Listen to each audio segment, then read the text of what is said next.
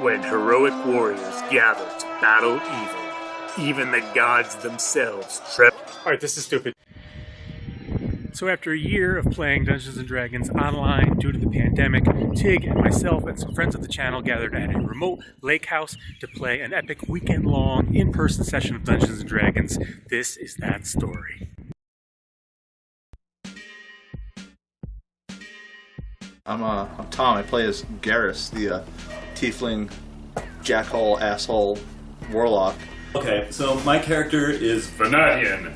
He is a human paladin and the follower of Heimdall, who knows all and sees all. And so he talks like a community theater version of Thor. I play Richard Poston.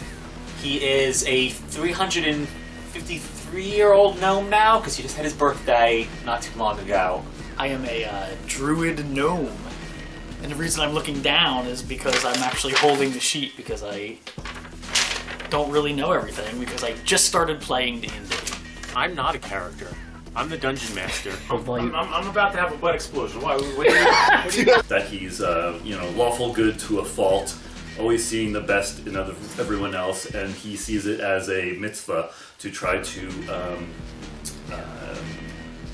redeem people like Garrus, who are clearly evil to everyone but him, but he's just too dumb to realize it.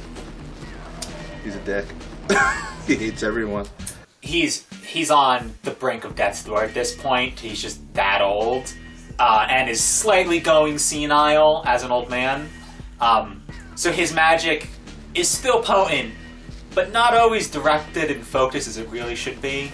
I always play good people, so I wanted to play someone actually kind of chaotic evil this time, so decided to join the party as the asshole.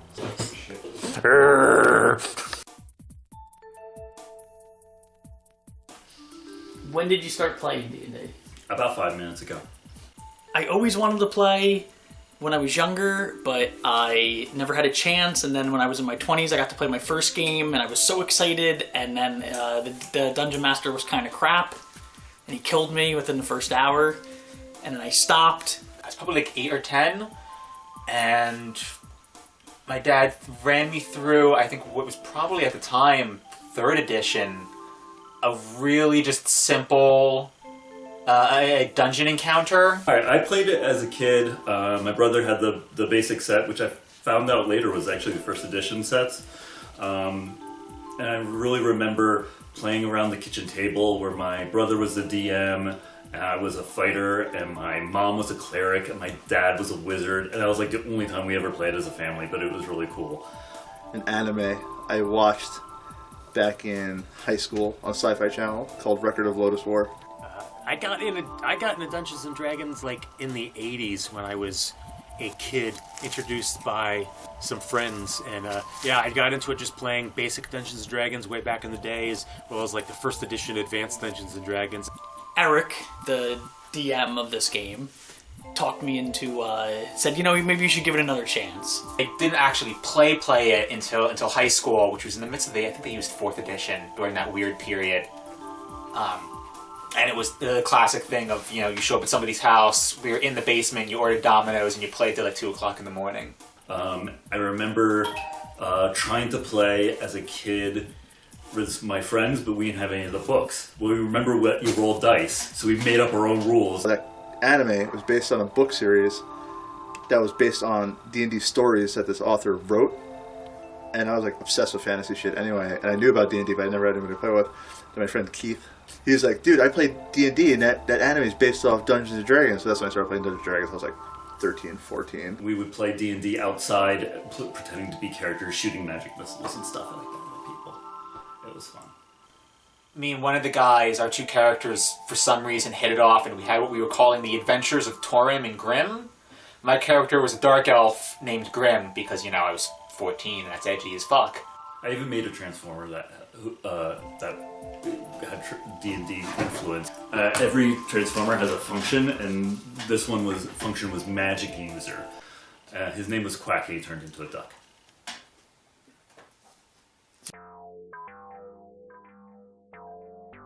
The game that we're sitting here playing and wrapping up that we've been doing for over a year online is my first campaign. Well, coming back to this campaign is the first time I've played, like, there's been a long break. So this is sort of a return to it for me. See, I brought a Transformer to D&D night. And you guys were playing for, I think, half a year or something before I came in. I remember you told me, oh, just message Eric, because I've been bugging you to play D&D for a while. So I emailed him, like, oh yeah, I can squeeze you in sometime when there's not a lot of people. So then, I don't know, one day he just got back to me, he's like, okay, you can make a character. So I just fucking made a character. My adventures have been chaotic. First actual character death in any of our games ever. But fun. This campaign kind of started as a pure homebrew thing where I was sort of making it up as I was going along, and I put the players into this sort of urban city-based intrigue, but from there I kind of wanted to explore all the different aspects of Dungeons and Dragons. So we did a dungeon crawl and like wilderness exploration and battles, and Like I said, just not only am I stoked to finally be playing in person again, but to do stuff like this, I've never, in all my years of playing, I've never done this sort of things. so I've been using this whole mix of things like from modules like the Forge of Fury and the Sunless Citadel and the Isle of Dread and Tomb of Annihilation and Dwellers of the Forbidden City and soon the Veiled Society, and just mixing it all together into this like sort of big pot to have this constant flow of new and hopefully fun things for everyone to do. But yeah, it's all based off me being obsessed with like dragons and knights and me wanting to be a knight or something like that, because, you know, I'm a nerd. When I first started, I really didn't know what I could do. And as I went along, I paid attention to everybody else that's been playing with us to figure it out. And realizing, like, oh, you really can just do whatever you want. I need you to cast the spell. We're paddling a rowboat across the bay in a city to get where we need to go, and this airship is going as well, and we end up, it comes down at us because they realize that we're there and they're coming to attack us. And in a moment of infinite wisdom, Poston grease spells the side of the ship, does nothing, and then firebolts it and sets the whole side of the ship on flame. I don't remember what it was specifically, but I do remember specifically one night making a choice, like outside of the box a little bit, and realizing, and that's when I was like, oh, this is actually fun. I like the character interactions that we've been doing, pushing the limits of what these completely different people can do together, just because we have to keep within the plot. Because really, like realistically, Vanadian and Garrus should have killed each other already. Garrus always being the one, when you guys leave the room or you're not in the room yet, I just steal the shit in the room before you even get in there. The campaign has been kind of fun watching the crazy decisions that get made. Should have thrown the javelin with the rope. One thing that I like doing is that I have this 10-sided die, and each side has a one of the 10 commandments. So every day I would roll a new one to see which commandment Vanadian would get annoyed at. Oh, one of my favorite moments is when they killed my familiar in that dungeon. I had my weasel, and all the goblins killed my weasel, and I got really pissed off. Poston discovered Tasha's hideous laughter, which quickly became my favorite spell as a person. And I think for about 3 sessions, it was we would walk into a counter and I would find what was the problem, big bad in that fight, and just Tasha's hideous laughter and make it prone on the ground for basically the entire encounter. And I'm pretty sure I messed up like 2 or 3 of our DM's fights. We're basically, I don't know if we're wrapping it up, because I don't know, but we're getting close to a climax of a year-long fight, and the house is on fire. I'm just like super stoked that for the culmination of this chapter of the campaign, we actually had an opportunity to get together and do it all in person. That is really cool, because we've been playing remotely for the last year due to pandemic and whatnot. We all put on a little pandemic weight, okay? We're wrapping it up, and we're getting to finally play together for the first time with all of us. To actually sit around the table together and roll dice and move little miniatures around and laugh and do something which I haven't done for ages, which is like play from morning to night straight through the weekend, which has been like a lot of fun to do. So we're basically coming together under one roof after all of us going through the process of getting vaccinated and everything so we can all hang. This is the most talking I've done for a long time. Yeah. Come together and play a weekend-long D&D. So that's what we're doing. We're trying to... And I'm loving it because it's the first time I ever did it. I didn't get to do it as a child. Spits out the dagger right in front of Clark. But there actually was a fantastic one that happened just today where Tig, who plays August, magically made a tree appear right in the midst of his group in the battle, and ostensibly to hit the enemy, but instead ejected the entire party up into the sky and dropped them down onto the ground. I summoned thee! Guy! And we also had like a really incredible climactic battle today with like ships crashing out of the sky and fireballs being thrown and all the rest. It was actually pretty epic. It was kind of cool. Oh yeah, ship fell on me, which was fun. First I blew up the ship. I didn't blow it up. I sent a fireball at the ship.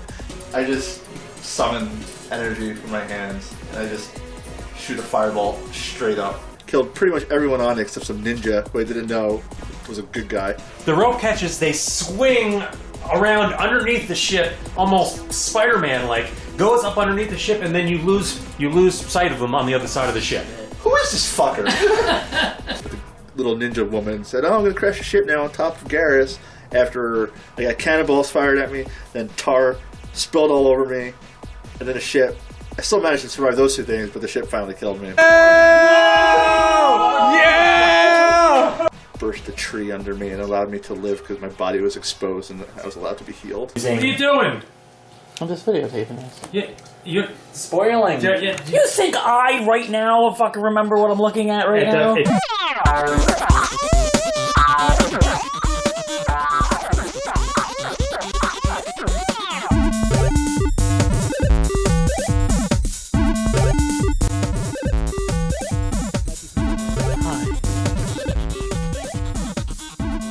Tom.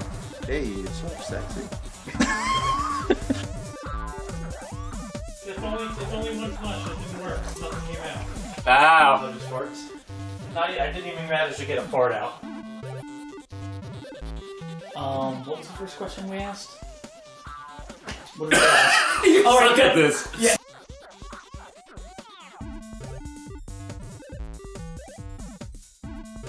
Hey! Right on set! That's a extra cut, at the cut, end. cut. Get the asshole off set. That's a blooper at the end. Oh, I stuck.